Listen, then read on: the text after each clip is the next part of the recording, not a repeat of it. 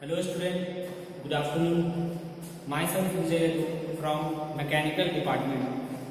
आज का जो लेक्चर है उसमें हम लोग टोटल फ्लोट कैलकुलेशन के बारे में देखेंगे। अभी तक के जो प्रॉब्लम था ये क्या नेटवर्क का प्रॉब्लम है, सीपीएम का है। सीपीएम का होता है क्रिटिकल पार्ट का है। इसमें अभी तक हमने देखा है कि नेटवर्क कैसे ड्रॉ करते हैं। नेटवर्क ड्रॉ किया हमने जो बेसिक रूल्स है उसके तरह नॉन ड्रॉ किए थे। बेसिक रूल्स में जैसे क्या एक दूसरे को ओवरलैप नहीं करेगा, एक दूसरे को क्रॉस नहीं करेगा, जो भी एक्टिविटीज है, और एंगल ज्यादा रखना है, सिंगल स्टार्टिंग पॉइंट और सिंगल एंडिंग पॉइंट। इस रूल को फॉलो करके नेटवर्क ड्रॉ करने के बाद देन हमने क्या किया, इसमें क्रिटिकल पाथ फाइंड आउट किया।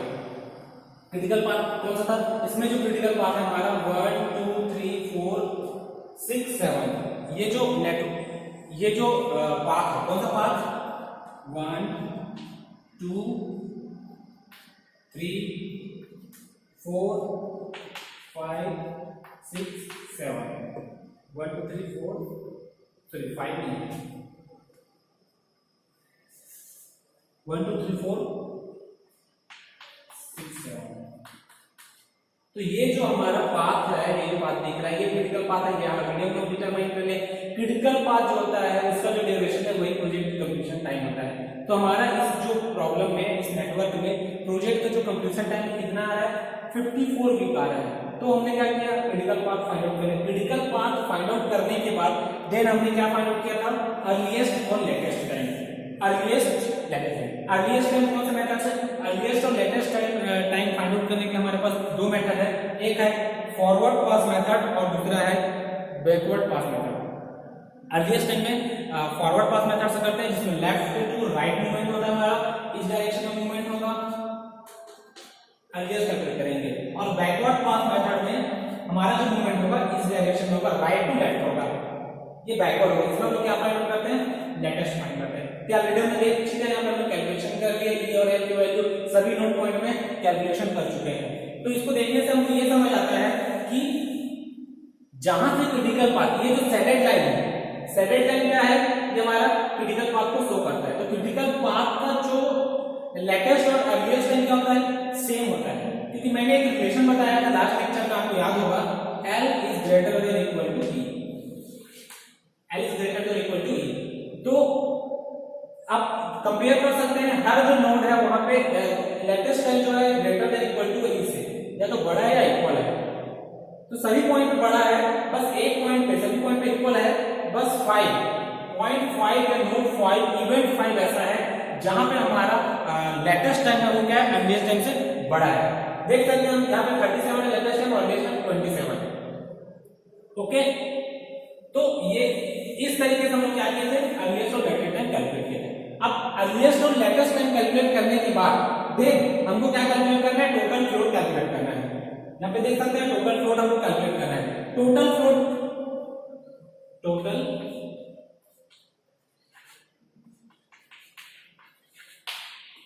हमको निकालना है। तो टोटल फ्लोट निकालने के लिए हमको क्या करना पड़ेगा, उससे पहले टेबल बनाना पड़ेगा। आप टेबल फॉर्म बना लीजिए इसको। उसमें क्या करेंगे, आपको जो प्रॉब्लम में दिया है उसमें क्या दिया है, एक्टिविटीज दिया है। तो डिफरेंट जो एक्टिविटीज है उसको आप क्या करेंगे, यहाँ पे उसको लिस्ट कर लीजिए जो एक्टिविटीज दिया है नेटवर्क में, और उसका ड्यूरेशन भी लिख लीजिए। ठीक है, उसके बाद आगे जो हम टेबल बनाएंगे उस टेबल में हमारा एक रहेगा स्टार्ट टाइम का रहेगा, और स्टार्ट टाइम का अर्लीस्ट और लेटेस्ट, देन फिनिश टाइम का अर्लीस्ट और लेटेस्ट, लास्ट में टोटल फ्लोट। तो ये आपको टेबल बनाना है। इस टेबल से हम क्या करेंगे, टोटल फ्लोट कैलकुलेट कर सकते हैं। और एक तरीका कैलकुलेट करने का डायरेक्ट फार्मूला बेसिस में, जिसमें थोड़ा सा कंफ्यूज हो सकते हो, लेंथी है, तो मैं आपको इजी फॉर्म में बता रहा हूँ कैसे हम टोटल फ्लोट कैलकुलेट कर सकते हैं। ठीक है, तो हम क्या करेंगे, इसको नंबरिंग कर देंगे। जो कॉलम है, हम जो कॉलम बनाए इस कॉलम को नंबरिंग कर देते हैं। एक्टिविटी जो कॉलम है वो कॉलम 1 हो जाएगा, ड्यूरेशन वाला जो कॉलम है वो कॉलम 2 हो गया, स्टार्ट टाइम को दो भाग में बांटे, एक अर्लीस्ट और लेटेस्ट, इसको 3 और 4 कॉलम दे दिए। फिनिश टाइम को भी अर्लीस्ट और लेटेस्ट, इसको हम बोल सकते हैं अर्लीस्ट फिनिश टाइम और लेटेस्ट फिनिश टाइम। तो 5 और 6, और टोटल फ्लोट वाला जो कॉलम है हमारा कॉलम नंबर 7। तो ऐसे करके हमको क्या करना है, एक टेबल फॉर्म करना है जिसके थ्रू हम क्या कर सकते हैं, टोटल फ्लोट कैलकुलेट कर सकते हैं। ठीक है, ये हो गया प्रॉपर वे में। अब हमको क्या करना है, आगे की वैल्यू निकालना है। ठीक, तो सबसे पहले हम लोग देखते हैं एक्टिविटी 1 to 2। पहला जो एक्टिविटी क्या है, एक्टिविटी 1 to 2। तो एक्टिविटी 1 to 2 में हमको क्या करना है, सबसे पहले क्या वैल्यू निकलेगा, 2 तो निकल गया। अब हमको क्या निकालना है, किसी भी अब इसका अर्लीस्ट स्टार्ट टाइम, तो इस एक्टिविटी का 1 to 2 का अर्लीस्ट स्टार्ट टाइम क्या होगा, ये इसका क्या है, टेल इवेंट। किसी भी नेटवर्क में ये क्या होता है, हेड इवेंट, और ये क्या होता है, tail event. I is the tail event and J is the head event। तो हम क्या करेंगे, जब start time earliest start time calculate करेंगे तो टेल इवेंट का लेंगे, क्योंकि हमारी एक्टिविटी इधर फोकस कर रहा है। तो E का जो वैल्यू है कॉलम 3 में अर्लीस्ट स्टार्ट टाइम इस एक्टिविटी का क्या हो जाएगा, earliest start time is equal to 0 हो जाएगा। और एक्टिविटी 1 to 3 में latest finish time, finish time निकालना कौन सा, लेटेस्ट फिनिश टाइम। तो लेटेस्ट फिनिश टाइम क्या होगा, इस एक्टिविटी कब कंप्लीट हो रहा है, इवेंट 2 हो रहा है, तो इवेंट 2 का जो लेटेस्ट टाइम है वो हो जाएगा हमारा लेटेस्ट फिनिश टाइम। तो लेटेस्ट फिनिश टाइम क्या हो जाएगा, 15। इसके लिए जो लेटेस्ट फिनिश टाइम 15 हो जाएगा, ठीक है। यहां जो वैल्यू हो जाएगी ये क्या हो जाएगी, 15, दिख रहा है, 15 हो गया। अब ये 0 और ये L 15, 0 कहां से है, एक्टिविटी का जो टेल इवेंट कौन सा होता है, जो बैक वाला इवेंट, टेल इवेंट का आपको अर्लीस्ट टाइम लेना है और हेड इवेंट का क्या करना है, लेटेस्ट टाइम लेना है, ठीक है। तो देन अपन देखते हैं आगे 4। अब कॉलम नंबर 4 की वैल्यू कैसे आएगी, तो यहां आपके पास एक फॉर्मूला है,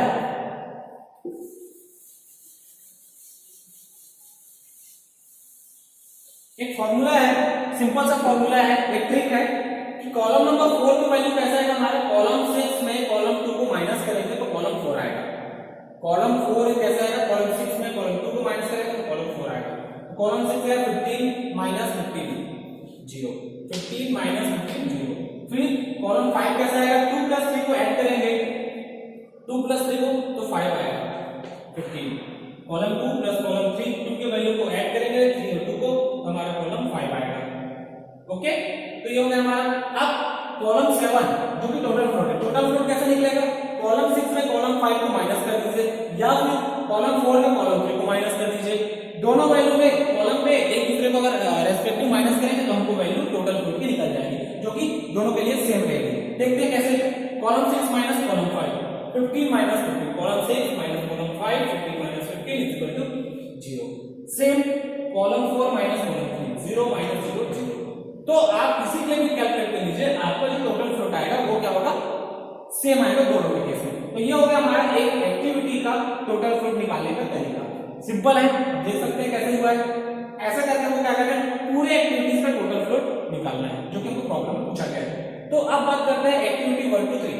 तो एक्टिविटी 1 to 3 में अर्लीस्ट स्टार्ट टाइम क्या हो जाएगा, मैं ऑलरेडी बता चुका हूं, जो उसका टेल इवेंट होता है। टेल इवेंट का जो अर्लीस्ट है, तो ये हो जाएगा टेल इवेंट क्या होगा, इस एक्टिविटी का टेल इवेंट 1 का जो अर्लीस्ट स्टार्ट टाइम 0। और एक्टिविटी 1 to 3 का ही इसी एक्टिविटी का लेटेस्ट फिनिश टाइम क्या होगा, हमेशा हेड इवेंट का लेना है। तो हेड इवेंट हमारा 3, तो 3 का जो लेटेस्ट फिनिश टाइम 18। ओके, 0 आया यहां से, इसका e इज इक्वल टू 0 और l हो गया इसका 18। आगे समझ आया। अब क्या करते हैं, 6 minus column 6 minus column 2, column 6 में 18 और यहाँ पे 15, तो 15 13 18 minus 15, column 6 minus column 2, 18 minus 15 is equal to 3। और देन 5 क्या होता है, 2 प्लस 3, 2 प्लस 3, 2 मतलब कॉलम 2 प्लस कॉलम 3, 15 प्लस 0 मतलब 15। इन दोनों का डिफरेंस निकालेंगे या फिर 18 माइनस 15 कीजिए या 3 माइनस 0 कीजिए, आपको एक डिफरेंस जो आएगा 3 आएगा। फिर आपका एक्टिविटी नेक्स्ट है एक्टिविटी 2 to 3। एक्टिविटी 2 to 3 में यहाँ पे देखिए आपका अर्लीस्ट स्टार्ट टाइम क्या हो जाएगा, अर्लीस्ट स्टार्ट टाइम 15 और इसका लेटेस्ट फिनिश टाइम कितना हो जाएगा 18। इसका हेड इवेंट क्या है 3, तो उसका लेटेस्ट टाइम हो जाएगा 18। अब 6 माइनस 2, 6 माइनस 2 18 माइनस 3 15 और ये क्या हो जाएगा 2 plus 3 15 plus 3 18 column 6 minus column 2 is equal to column 4 column 2 plus column 3 is equal to column 5 तो 18 माइनस 18 है 15 माइनस 15 0 कॉलम एक्टिविटी 2 टू 3 का हमारा जो फ्लोट आएगा 0 आ रहा है देन अपन डिस्कस करते हैं कॉलम सॉरी एक्टिविटी 3 टू 4 तो 3 टू 4 में स्टार्ट अर्लीस्ट स्टार्टिंग क्या हो जाएगा 18 नहीं 2 टू 3 नहीं है सॉरी अब क्या है 2 टू 5 2 टू 5 का अर्लीस्ट स्टार्टिंग कितना हो जाएगा 15 और लेटेस्ट फिनिश टाइम कितना हो जाएगा 37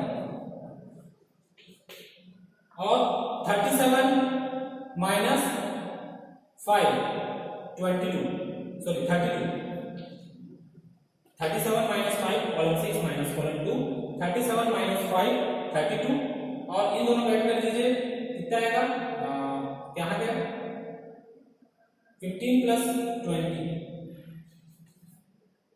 ये दोनों को डिफरेंस कीजिए 17 आएगा 37 माइनस 20 70 32 माइनस 15 70 तो ऐड हो गया ठीक फिर आपका आगे कैलकुलेट कर लीजिए ये हो गया 2 टू 5 देन 3 टू 4 को कैलकुलेट कीजिए 3 टू 4 3 टू 4 3 टू 4 में कितना जाएगा ये हो जाएगा 18 और ये हो जाएगा 3 टू 4 का 26 फिर 26 माइनस 8 ये हो जाएगा 18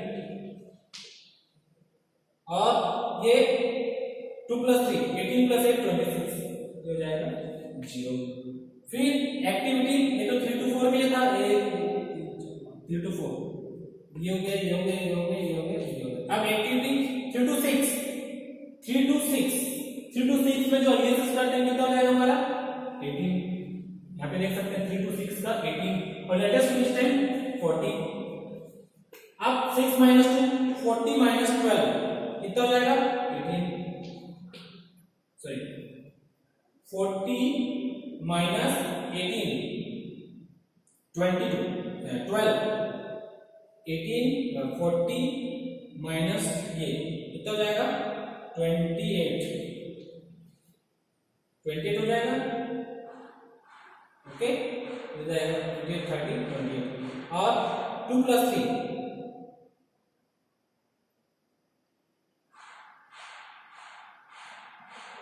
ये हो जाएगा 12 ये हो जाएगा 30 ये जो डिफरेंस आ रहा है कितना है 10 का ठीक फिर 4 टू 5 का है 4 टू 5 में देखो यहाँ पे कितना है 26 और इधर कितना है 37 माइनस 1 36 और ये कितना हो जाएगा 27 हो जाएगा 10 फिर 4 टू 6 में कितना हो जाएगा 26 और ये कितना है 54 माइनस 40 इन दोनों को जोड़ के ऐड कर दीजिए हो जाएगा 30 और 14 ठीक तो ऐसे करके हम लोग क्या कर सकते हैं टोटल फ्लोट को निकाल सकते हैं डिफरेंट जो वे है तो यहाँ पर हमको देखता है अलग अलग एक्टिविटी के लिए अलग अलग क्या हो रहा है टोटल फ्लोट निकल रहा है